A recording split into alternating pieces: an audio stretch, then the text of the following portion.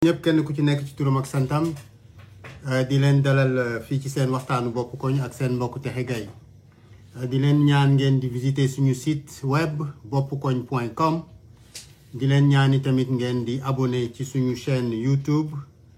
démarré guñu live YouTube yi parce que remplir guñu conditions yi nga xam ni mooy tax pour que ñu mën di dem en live sur la chaîne YouTube. Je crois que intérêt ñëpp la pour que ñu mën a démarrer cette chaîne ñu ngi leen koy demander yomb na da ngeen di dem ci chaîne bi rek ngeen souscrire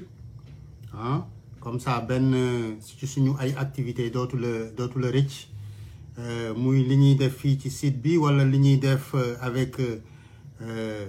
sunu Afrique la radio à New York. Donc ak yeneen i plateforme yi nga xam ne dinañ fay intervenir comme ACR TV par exemple donc maa ngi leen koy demander xam naa ni s'il y avait au moins sama 100 amis yoo xam ne ku nekk ut na 10 personnes rek pour ñu dem inscrire ci site bi ça aurait fait l'affaire. Je vous le dis franchement parce que les médias publics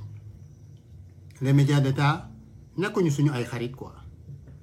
Nos informations nous avons résisté à tous les régimes qui se sont succédés te defuñu lu baax parce que simplement nous avons établi ay plateformes de communication parallèles efficaces que ñoom ñuy wooyee les réseaux sociaux.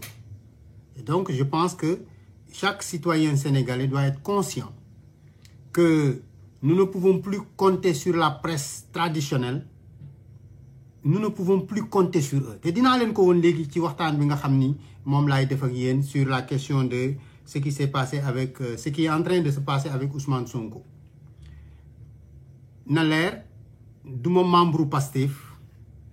du ma membre benn parti politique faraluma kenn jéemuma défendre kenn je suis pour la République je suis pour la citoyenneté je défends ces valeurs-là. Les valeurs de la République loolu na leer parce que quand même am naa obligation su ma ñëwee di wax ci yooyu te nekk ci métier journalisme di ci liggéey di ci def li ma siy def depuis plus de 15 ans maintenant war na ma leeral yooyu quoi loolu la ñuy wooye full disclosure ndegam man dama am intérêt ci lii wala dama am intérêt ci laa da nga ko war a wax journaliste bu nekk dafa war a def loolu soo amee xarit sax di wax ci moom dans la presse mu liewu ak un scandale wala mu lié ak un événement da nga war a wax ban relation nga am ak moom loolu c'est un principe élémentaire du journalisme dañ leen koy jàngal maanaam dire clairement li nga xam en tout cas ñun fii ci États-Unis loolu la ñuy wooye full disclosure vis-à-vis rapport yi nga am ak ki nga xam ni moom ngay traité ki may traité Ousmane Sonko amuñu benn rapport je ne l'ai interviewé qu'une seule fois sur WPAT yàgg na bu muy door a commencé def politique mosuma dajeeg moom mosuma ko nuyu xaw ma sax numéro téléphone am benn cousin moo ñu boole jox ma numéro téléphone am et cetera mosuñu wax en privé donc loolu na leer mais damay commencé waxtaan wi ci d'abord di ñaan yàlla suñu borom. Ki ma ubbee tey en live muy Coumba Gawlo Seck di rakk ci ñun vraiment parce que Tivaouane nga mu dëkk ak baayam Laye Bamba Seck je pense que ñun ñi dëkk Thiès xam nañu kuy baayam bu baax quoi moom ci famille artiste la bokk ci famille artiste la juddoo ci famille artiste daf ko nàmp quoi alors nous avons été très choqués bi nga xamee ni dégg nañu ci fan yi mu génn def cette révélation extrêmement pénible bu nga xam ni maa ngi ko partagé certainement avec beaucoup de Sénégalais qui admirent l'artiste depuis mu nekk xale bu ndaw ba fi mu agsi tey ci carrière am ndog-ndog boobu ñu ngi ñaan yàlla suñu borom yàlla na ko teggil ci jàmm yàlla na ko saafara ci jàmm ba mu dellu siwaat ci métier am ba mu dellu siwaat ci parce que Coumba Gawlo Seck, que vous le vouliez ou non, elle représente une conscience dans notre pays. Une conscience de défense de l'enfance, de défense de la femme, tout court de défense des droits humains kooku ñëpp mën nañ ko reconnaître. C'est une ambassadrice internationale des Nations Unies. Elle fait un travail énorme en Afrique et dans le monde. Donc nañu ko ñaanal yàlla delloosi ko ci jàmm. Beneen note bi nga xam ni moom laa bëgg wax mooy finalement maa ngi sant yàlla également suma rak Assane Diouf teggi nañ ko loxo génn na ci jàmm. Du ma dellu si ci ban rapport laa am ak moom xam na man xam naa ñi nekk États-Unis xam nañu. Je pense que Assane suma rak la te j'ai été très content bi ma seetaanee sa première sortie ci émission boobu ñu tuddee Ndoumbelane. Je crois que la maturité que j'ai remarquée dans son intervention, l'expérience que j'ai vue dans son intervention daf ma rassurer ci ni l'activiste bi nga xam ni moom la ñu jëlee États-Unis déporté ko yóbbu ko waat Sénégal xañ njabootam li mu leen mënaloon ak ñeneen ñu dul njabootam parce que xam naa je crois que sama loxo la yaroo bi mu ñëwee États-Unis quoi franchement. Donc xam naa lan la Assane représenté non pas pour boppam mais pour askanu Sénégal. Défendre askanu Sénégal moo ko yóbbee lool. Les moyens yu mu utiliser yàlla moo xam mais loolu moo ko yóbbee lool. De toutes les façons li may retenir ci moom mooy loolu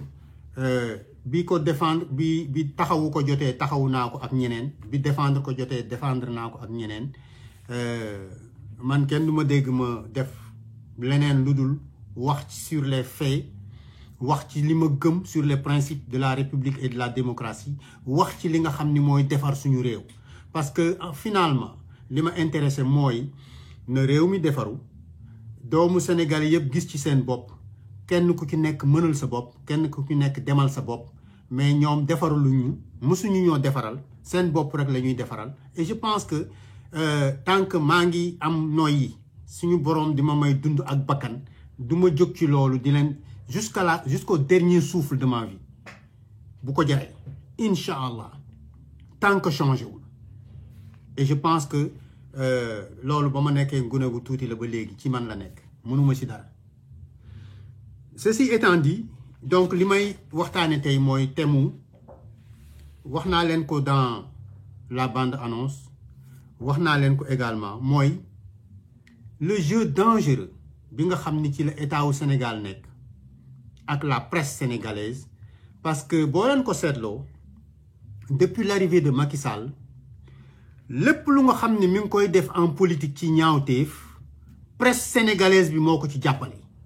presse sénégalaise bi moo ko ci dimbali parce que nous sommes dans un pays de démocratie et dans un pays de démocratie l'opinion est la chose la plus importante te opinion boobu ki koy defar di ko conditionner mooy presse sénégalaise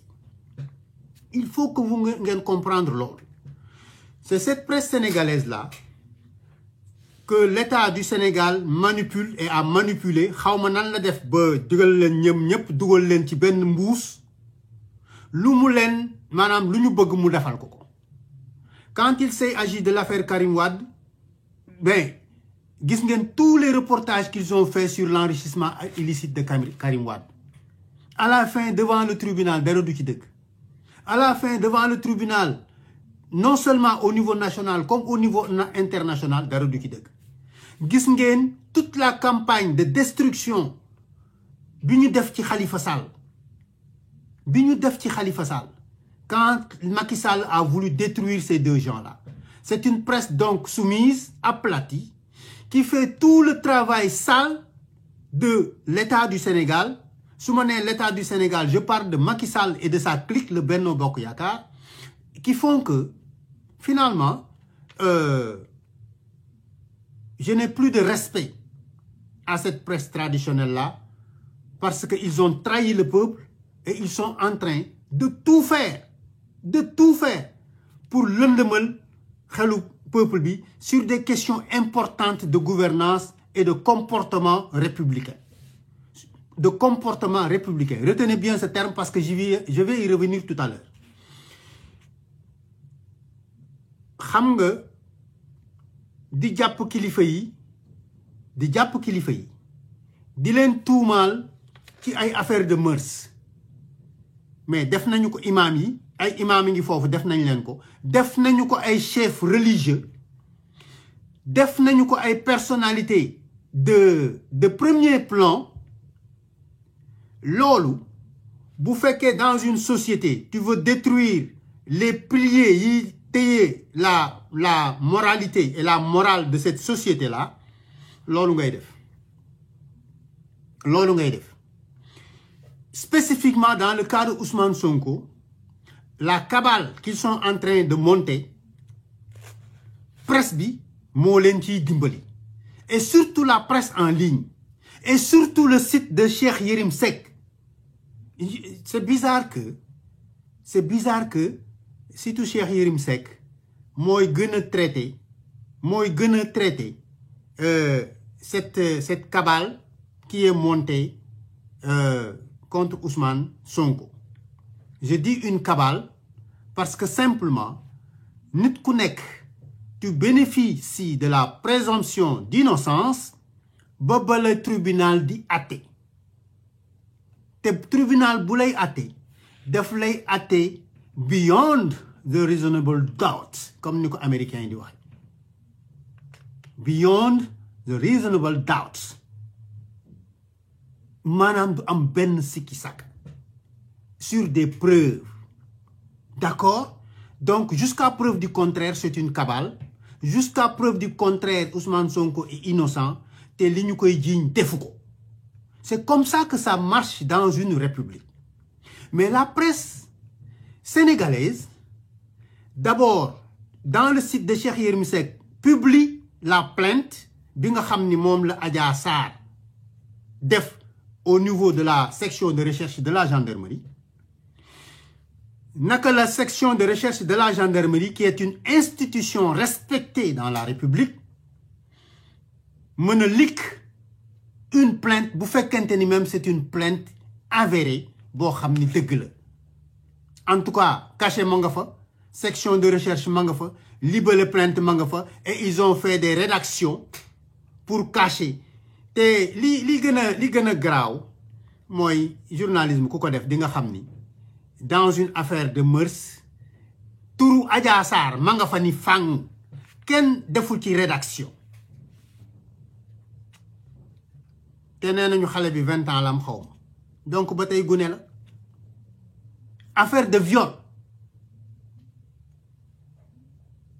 c'est vous dire combien cette presse sénégalaise là et une partie de la presse en ligne dont le site de Cheikh Yérim Seck sont en train de participer à ce que li nga xam ni kenn bëggul ñu def la ko mooy di convoyer ay rumeur di convoyer loo xam ni amugul benn traitement l'intéressé lui-même Ousmane Sonko weddi na loolu wax na ni mi ngi xaar d'ailleurs sereinement ñu notifier ko à plainte et depuis 2 jours c'est une effervescence extraordinaire dans les réseaux sociaux et dans la presse sénégalaise boo xam ni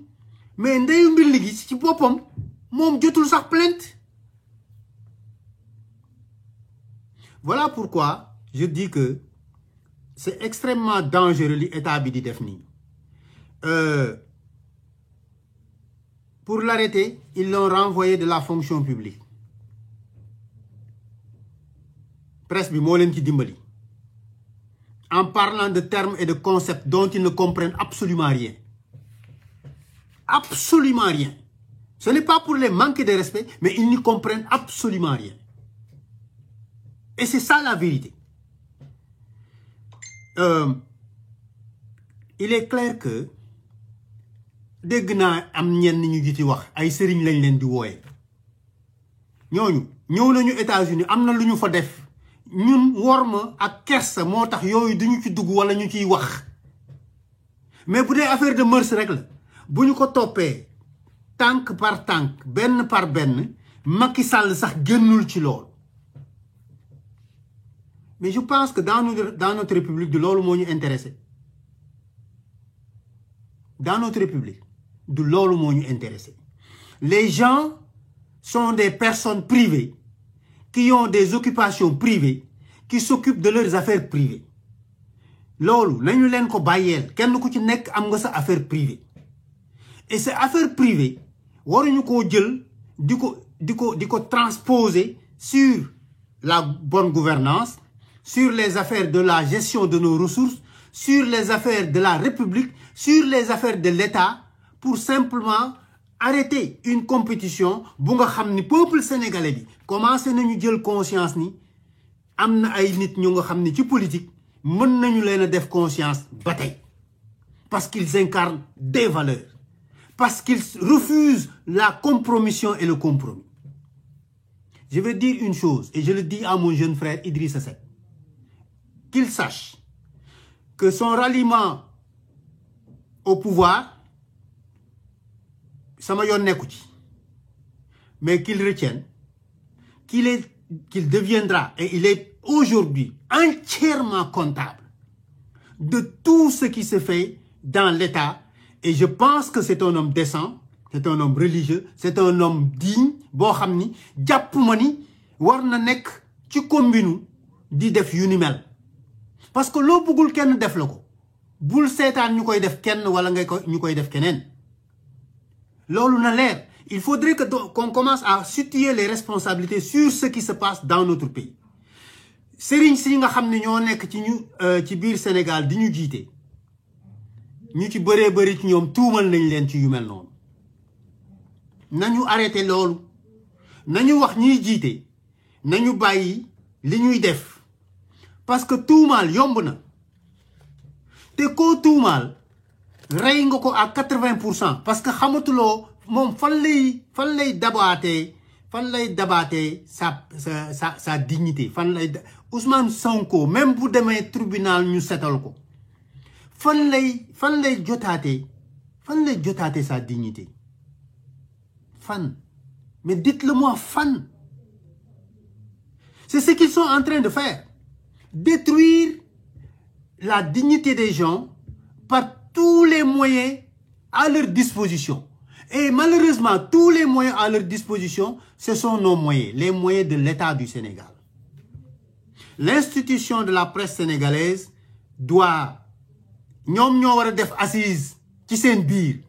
j'ai entendu l'un d'eux di wax les assises de la diaspora mais quand même c'est vous-même yéen ci seen bopp presse sénégalaise c'est vous-même yéen a war a toog ci seen biir def seen ay assises def seen mea culpa delloo ci seen xel vous portez un tort immense au peuple sénégalais parce que vous refusez de faire le travail digne de la presse et du journalisme. Vous le refusez. Non seulement vous le refusez, mais vous devenez la complice objective de ce que cet État-là est en train de faire depuis Macky Sall ñëw ci pouvoir ba léegi depuis 2012. Les réseaux sociaux sont parvenus à installer une résistance. Nous allons résister. ngeen bëgg ko ngeen bañ ko. dégg naa leen ñu naan dañuy def ay régulation yooyu. moo nëy. Les réseaux sociaux vont continuer de résister. dinañu debunk fen bu nguur gi fen wala yéen ci seen bopp journalistes yi ngeen fen ko.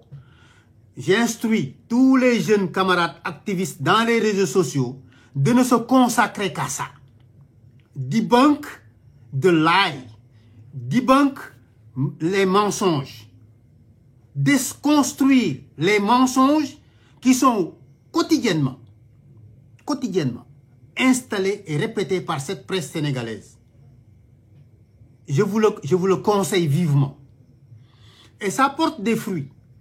am na fi benn jamono am na ci ay journalistes marquage à la culotte laa leen doon def lu ñu bind rek fen ko ma génne woon fen bi mujj gi bàyyi nañu ko am na ci ñu nga xam ne sax disparaître nañu complètement yéen nag samay naataango samay xarit rek ak jarbaat vous savez activisme dafa laaj intelligence dafa laaj objectif dafa laaj nga cadrer selon le moment li nga war a traiter boo koy traiter na nekk traitement bu nga xam ni ki la bañ sax di la nangul ni li nga wax dëgg la loolu mooy sa satisfaction loolu mooy résultat bi ngay ut résultat attendu mooy loolu résultat attendu mooy opinion bi république bi citoyens yi xam ni li journal sàngam bi wax fen la li journal sàngam bi li journaliste sàngam bi wax ay kàcc la ngeen wone ko reeteet ko tiiñal ko ba ñépp xam ni fenkat la loolu kay yomb na donc ku ci bañ a fen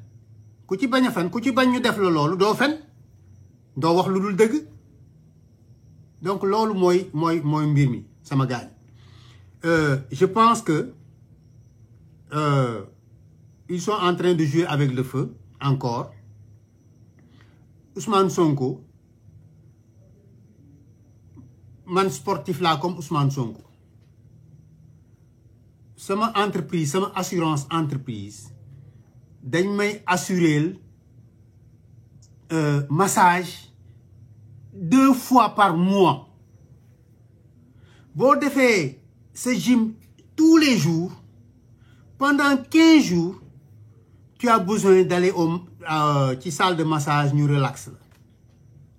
sinon sa ay nerf sa ay muscle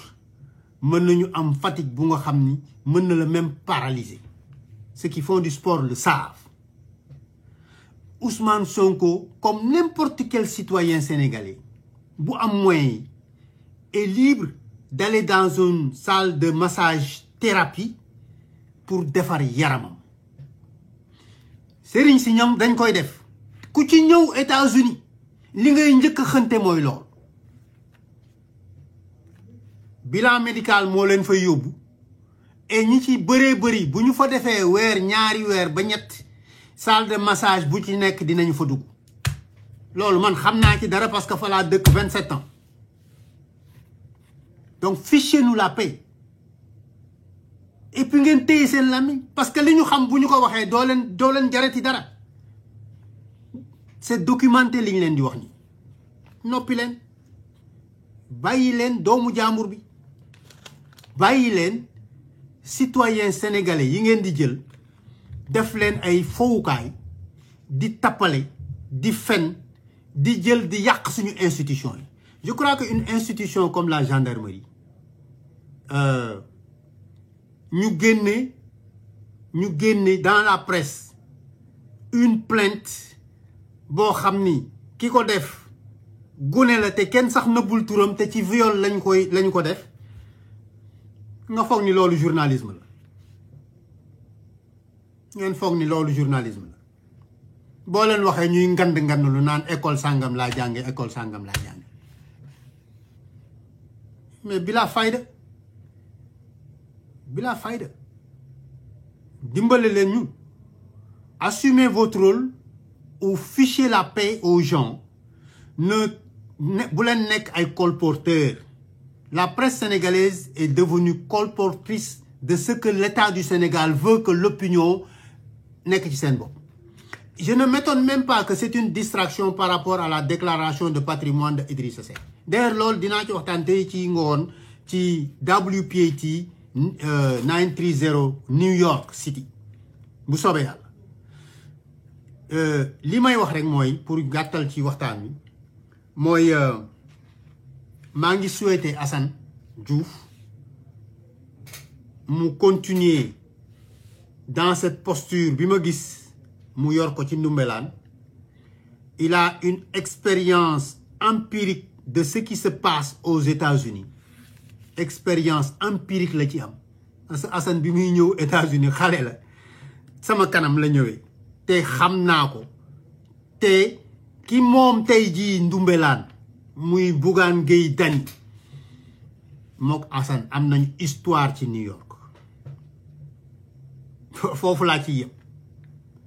Bougane est devenu patron de presse. Assane est un activiste identifié. Je crois que ku nekk mën na jàppale moroom pour l'intérêt du peuple sénégalais loolu laay wax ci Assane. leneen li mooy ñaanal leen yéen ñëpp Coumba Gawlo parce que artiste bu digne la. Elle nous a représenté dignement au plan international. Disque d'or bu leen ko fàtte Coumba Gawlo xale bu ndaw la carrière am demagul fenn dafa teel a tàmbali rek moo tax ñu foog ni def fi yàgg mais gune gu ndaw la donc ñaanal leen ko loolu laa leen di wax ngeen ñaanal ko. leneen li ci des mooy Ousmane Sonko également ñaanal leen ko comme ni ngeen di war a ñaanale seen bopp parce que jusqu'à preuve du contraire moom ak ñeneen ñi nga xam ne ñoo fa nekk ay Thierno Alassane Sall ay juge Amidou Dème ay Alassane Diallo ay ñoom ñëpp mënuma leen lim ay Guy Marius Sagna Barthélémy Diaz ñooñu ñëpp ñaanal leen parce que bon an mal an ñu ngi taxaw sur des principes ñu ngi taxaw pour jàppale le peuple sénégalais dans sa marche vers un développement bu jaar ci yoon dans un état de droit dans une république avec toutes les valeurs mais ñoom république bi non seulement défiguré nañ ko mais dañ ko transformer ba nga xam ni dañu koy utiliser rek en fonction de ñoom li ñu bëgg a def c'est extraordinaire. Maintenant bu leen tàyyi nekk leen derrière soyez vraiment très occupés à défendre la République. Défendez la République parce que boo leen défendre la République il n'y a plus de liberté. Vous ne pouvez plus bénéficier de liberté. te gis ngeen li xew avec le coronavirus ils sont en train de charcuter toutes les libertés et ils utilisent la légalité pour le faire. Voilà loolu moo doonoon tey sama xarit yi sama mbokk yi seen waxtaanu bopp koñ maa ngi leen di gërëm di leen sant ba benn